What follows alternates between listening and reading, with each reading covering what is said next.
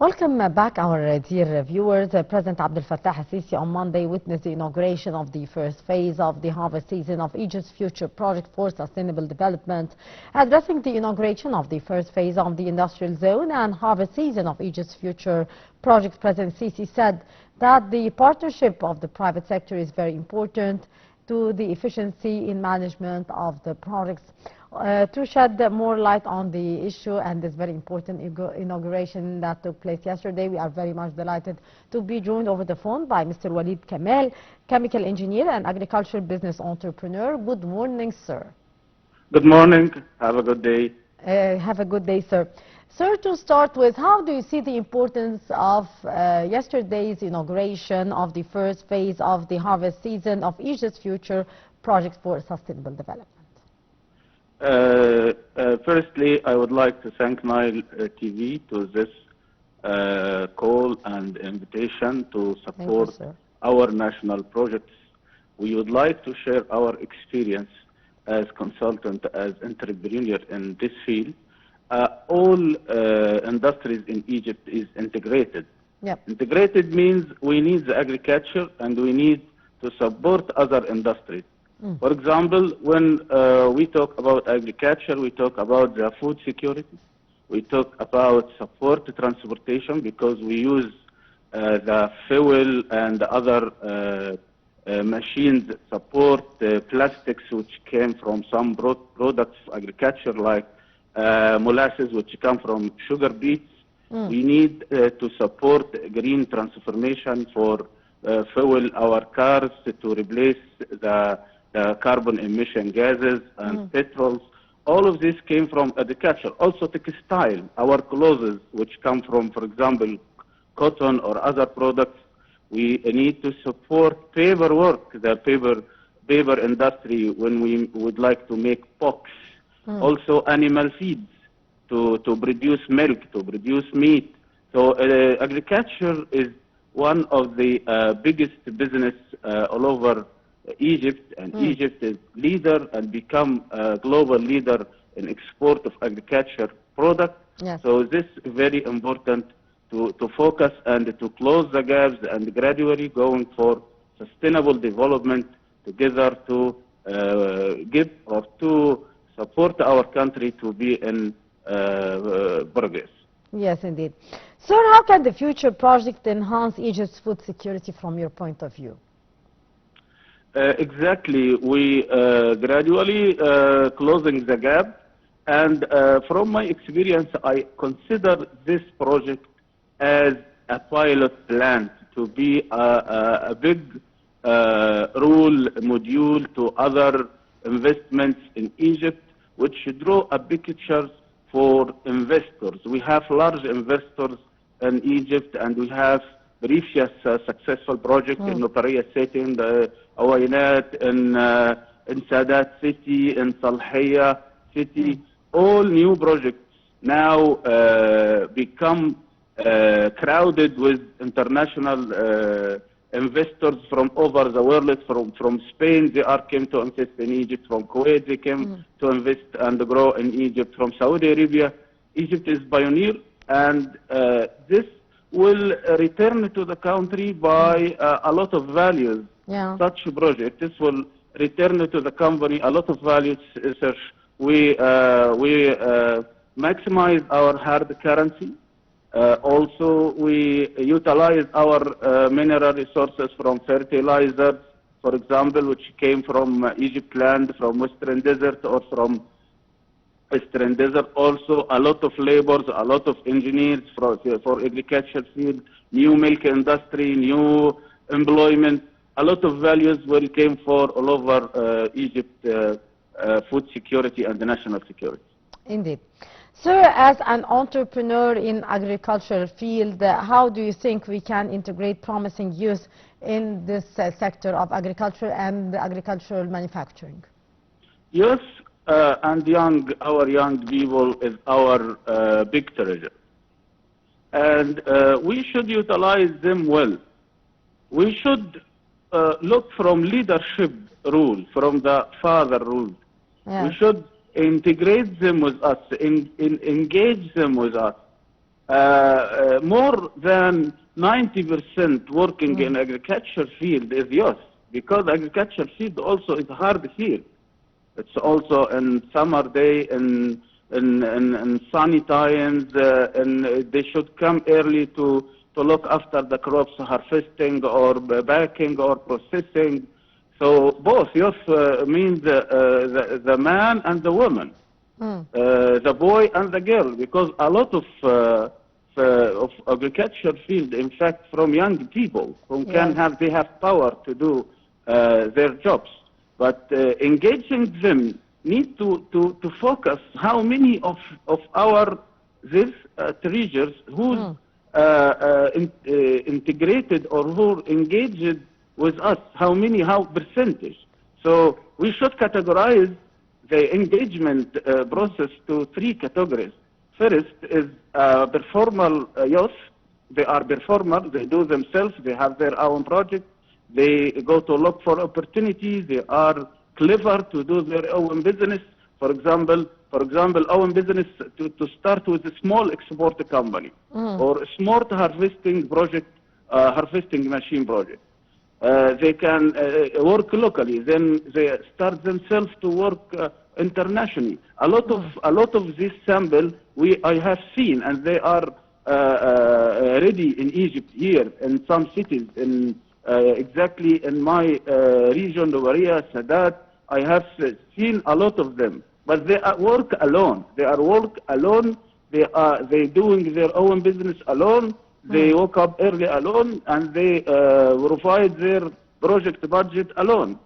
So they work and give a lot of value for them and to the country. But the performer exporter or performer agriculture people is not more than 5%. Yes. And the second category is from this youth is engaged people. Engaged, they do what they have, or what company tell me. I am employee, for example, what my company will assign me, I will do it. I am agriculture engineer, I am educated, I already employed, so I have salary from 8 o'clock to 9 o'clock, or 4 o'clock, according to working time. I'm working with this time.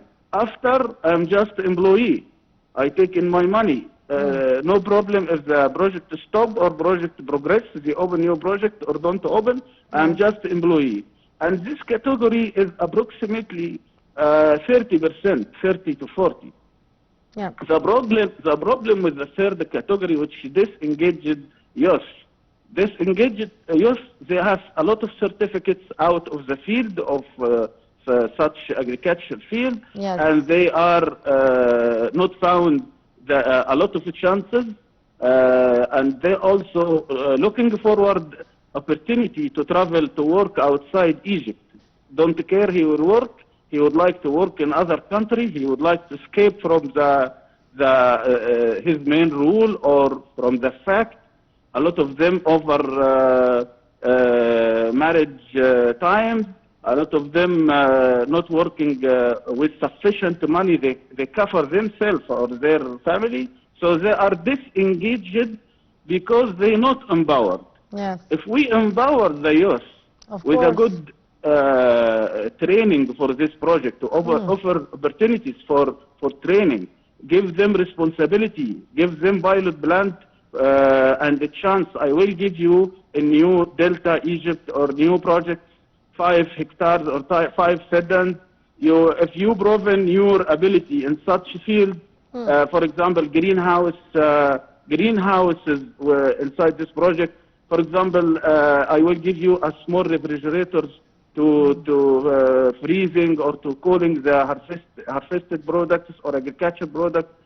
And then after 3 years, I will evaluate your performance. Then I will transfer you to a biggest. I will give you, instead of 5 sedans, I will give you 10. I will give you fund without any lions or interests. So we take this disengaged people to the category of engage, and then we will work together, or should work together, to take the engaged themselves, the engaged people, to be entrepreneurs or to be business leaders, pioneers, and maximize the 5% of performer employees or performer youth to this 5% to maximize them to be self-independent for maximizing in 2-3 years for 5 to 10% gradually we can reach our independent exporter with good learning. We support them to learn some other language, for example, Chinese language, English, French, whatever. We need to penetrate the markets looking for us. And this is my viewpoint. Empower, to engage them, we should empower them, and we should have plan to empower them through training, give them the right consultation, give them funds without loans, give them the responsibility, make categorizing or stages for the tests, to give them tests. Then we encourage them for next stage. They will carry the responsibility. And unfortunately, the problem that more of problems from youth age happen for these people, disengaged people. They are going for, when they are disappointed, they go outside the country. Outside the country means they are go with another decisions with low value. Also, we need them. We have a lot of foreigner youth working in Egypt and even in agriculture field. Yes. They came from outside to work here as experts. Yes. So we should disengage people. We should empower them, to give them a lot of values, to be engaged, to support our country progress. Yes. One of the main aims of the project, sir, is also self-sufficiency in food, having surplus so to increase our export abroad and provide foreign currency as well. How do you see these challenges or these dreams fulfilled by this very important project?